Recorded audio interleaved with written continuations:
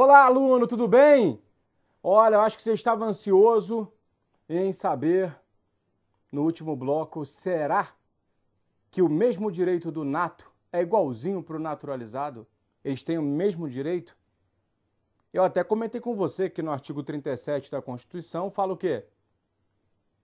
Que os cargos, empregos e funções públicas serão acessíveis a todos os brasileiros e estrangeiros. Não será acessível a todos? Mas na forma da lei. O que acontece? O que acontece é que, senhores, nós temos que ficar atentos na prova que nem todo direito do brasileiro naturalizado será igual ao do nato. Afinal de contas, ele é um estrangeiro autorizado a estar no país. Para isso, o que nós precisamos fazer? Nos atentar à exceção, que é onde as provas buscam do candidato para ver se ele sabe. Qual que é a exceção? A exceção é o quê? Vem cá, olha aqui, ó. Preparei para você, ó. Existem cargos, senhores, que são privativos. Olha aqui, ó. Olha a palavra, ó. Privativo, ou seja, exclusivo de brasileiro nato, ou seja, o naturalizado, ele não pode ser. Ah, professor, então essa igualdade entre nato e naturalizado, ela não é uma igualdade absoluta. Não, ela é uma igualdade relativa. Por quê? Porque nem todos os direitos inerentes, né, ao brasileiro nato vai ser transportado ao direito ao naturalizado. Ele terá alguns direitos que vão ser cerceados, ele não vai ter esse direito. Vamos lá, para você entender. Presidente da República e o vice-presidente da República só poderá ser brasileiro nato. Então, o estrangeiro naturalizado, ele nunca vai ser presidente da República nem vice. Entendi, professor. Então, isso ele não vai poder. Não vai poder. Por quê? Porque tem que ser um brasileiro nato, que conhece o quê? As dificuldades do país, que nasceu aqui, né? Que vem lá de baixo, com a estrutura familiar, conhecendo toda a história do país. Então é importante que venha de raiz a presidência do Brasil. Olha outro cara interessante aqui. O presidente da Câmara dos Deputados. Professor, quer dizer que o presidente da Câmara dos Deputados só pode ser o brasileiro nato? Sim, só brasileiro nato.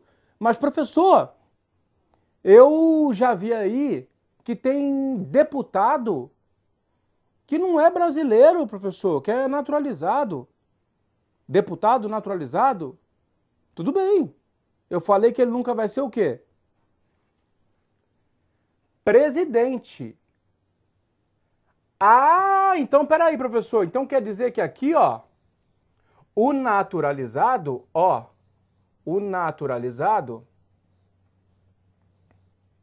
vamos lá, naturalizado,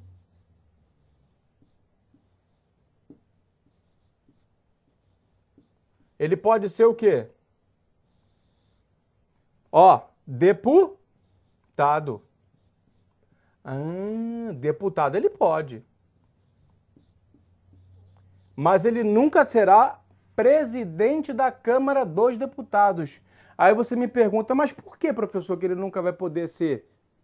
Porque o presidente da Câmara dos Deputados, ele faz parte da sucessão presidencial. Se o presidente da República não pode assumir, por algum problema, alguma viagem, impedimento, quem assume é o vice. Se o vice também tiver em algum impedimento, quem assume é o quê? É o presidente da Câmara dos Deputados, o país. Se torna o presidente por aquele momento. Então, se ele faz parte da sucessão presidencial, ele pode chegar à presidência do Brasil, automaticamente não poderá ser naturalizado, só pode ser nato. Mas o deputado não tem problema. Ele pode ser deputado, mas a gente sabe que o naturalizado nunca será presidente da Câmara. Como ele também nunca será presidente do Senado.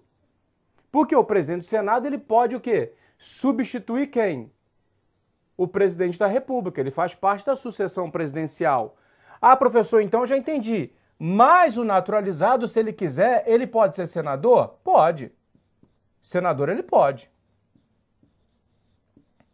Mas ele não vai ser o quê? Presidente do Senado. Então, presidente do Senado ele não será. Mas senador ele pode ser. Tá se ligando na jogada? Outra coisa. Carreiras diplomáticas. Né? Quem representa o quê? As relações internacionais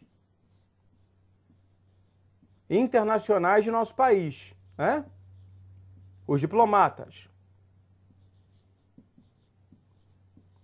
Os diplomatas são cargos o quê? Privativos de brasileiro nato. Por quê? Porque ele representa os interesses do país em outro território. Então ele tem que ser brasileiro nato e ele faz parte da sucessão presidencial, né? O ministro da Relação Exterior, diplomata, chanceler, são carreiras diplomáticas, então ele não pode ser naturalizado. Não tem uma subdivisão para essa carreira. O diplomata é diplomata, ele representa o Brasil. A embaixada do Brasil nos Estados Unidos. O embaixador lá, o diplomata lá, ele tem que ser brasileiro nato, porque naquele território ele está representando o nosso país. Ele tem que estar a par da legislação completa brasileira e tem que estar a par dos costumes da nossa nação. E ali ele interfere de alguma forma com o presidente da República em algumas relações internacionais. Então é importante que ele seja nato, igual a gente. A mesma coisa, os oficiais das Forças Armadas. Professor, lembra que a gente conversou sobre a guerra? Que no nosso país pode haver pena de morte? Lembra que eu falei? Pode sim. No caso de uma guerra declarada de acordo com o artigo 84, inciso 19 do Código Penal Militar, que institui a guerra num caso de uma declaração. Lembra disso? Quem são os oficiais das Forças Armadas?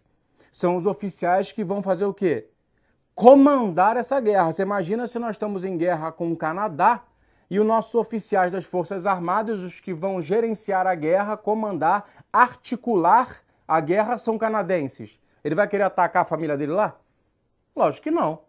Então, para preservar o interesse da nossa nação, os oficiais das Forças Armadas, Marinha, Exército, Aeronáutica, têm que ser brasileiro nato. Ou seja, na sua prova, preste atenção. Se na sua prova tiver alternativa, oficial da Marinha é cargo privativo de brasileiro nato? Sim, aluno. Porque a Constituição fala oficial das Forças Armadas. Quais são as Forças Armadas? Marinha, Exército e Aeronáutica. Então, se ele trocar isso para te pegar, ele não vai conseguir, porque você sabe que existem 3 Forças Armadas e muitas vezes as bancas examinadoras trocam para confundir o candidato e fala oficial do Exército, oficial da Aeronáutica, oficial da Marinha. Ele está falando que ele é um oficial de uma Força Armada. Então, é cargo privativo de brasileiro nato, ok? E, por último, o ministro de Estado da Defesa, que é quem, junto com o presidente da República, num caso de guerra declarada, organizando-se junto com os oficiais, comandam essa guerra. Então, o ministro de Estado da Defesa é o ministro que faz parte do comando do poderio militar. Ele interfere. Você deve até assistir nos noticiários quando tem a interferência do Exército no Rio de Janeiro, no Espírito Santo. Quem aparece para fazer parte e comunicar que eles vão estar lá para ajudar, para controlar? O ministro da Defesa. Porque ele que faz o quê? Essa triangulação entre as Forças Armadas. Entre aspas, ele é o gerentão das Forças Armadas, para você entender. Tudo bem? Deu para sacar? Então, para isso tem que ser brasileiro nato. Então, não tem opção de naturalizado ser. Fechou? Deu para entender? Legal. Então, assim, o que a gente fez? Eu deixo para você gravar, que é mp3.com. Por quê? Ministros do Supremo Tribunal Federal. Quem são os ministros? São os chamados o quê? Guardiões da nossa Constituição Federal Brasileira. Vamos voltar aqui que eu dei uma batidinha, não tem problema. Constituição Federal do Brasil. Se eles são os guardiões da Constituição Federal, os ministros, eles também podem suceder o presidente da República, presidente do Supremo Tribunal Federal, pode suceder o presidente da República e automaticamente os 11 ministros, eles são os guardiões da Constituição, ou seja, eles julgam, quando chega ao Supremo Tribunal Federal, eles julgam à luz da Constituição Federal, sob a interpretação da nossa Constituição. Então, para isso, tem que ser brasileiro nato, para ter a sensibilidade, para ter o conhecimento jurídico adequado para julgar os casos de maior relevância que chegam ao recurso máximo do país, que é o Supremo Tribunal Federal. Então, se você pegar ministro Supremo, presidente e vice-presidente da República, presidente da Câmara dos Deputados, presidente do Senado, carreira diplomática, oficial das Forças Armadas e ministro da Defesa, são quem? Cargos privativos de brasileiro nato. Não cai na pegadinha do quê? Naturalizado pode ser deputado, pode ser senador, pode ser vereador, pode ser o que quiser. Ele nunca vai ser presidente aqui, ó, dos privativos. Tudo bem? Então você grava mp3.com. M de ministro do Supremo, os 3 presidentes, República e Vice, Câmara e Senado, C, carreira diplomática, O, oficial das Forças Armadas e o último M, ministro da Defesa. mp3.com, olha lá, Supremo, os presidentes, são 3, carreira diplomática, oficial das Forças Armadas e ministro do Estado da Defesa.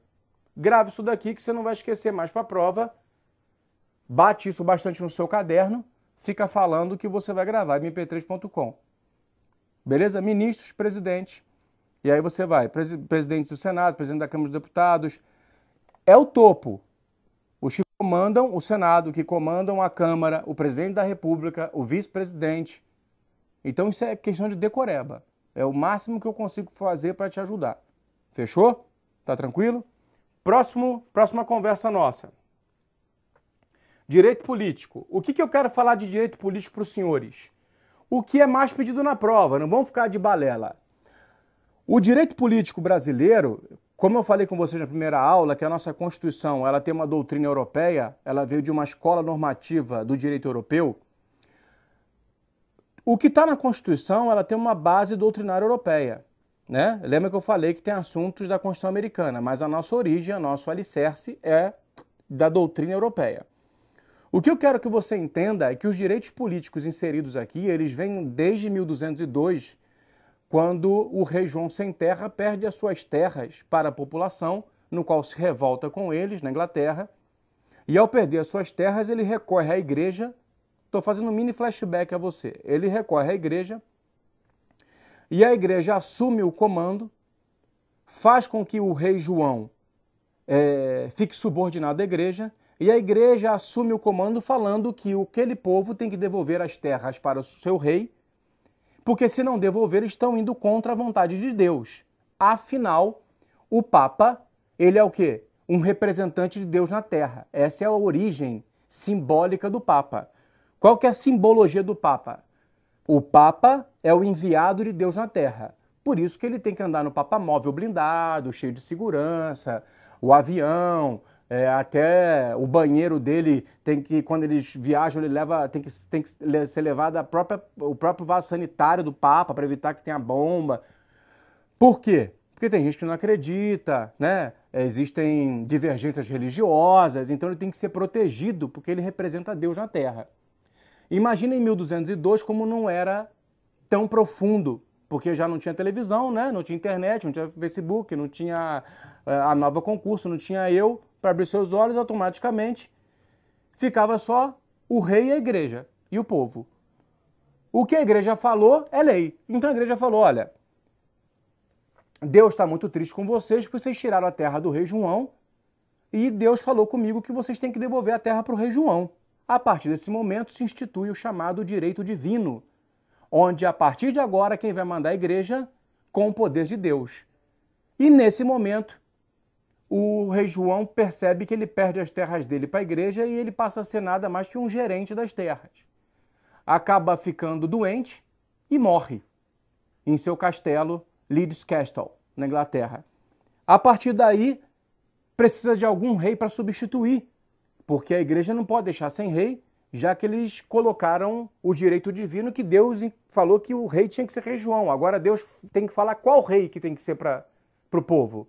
Então a igreja procura um novo reino e acha quem? Rei Napoleão.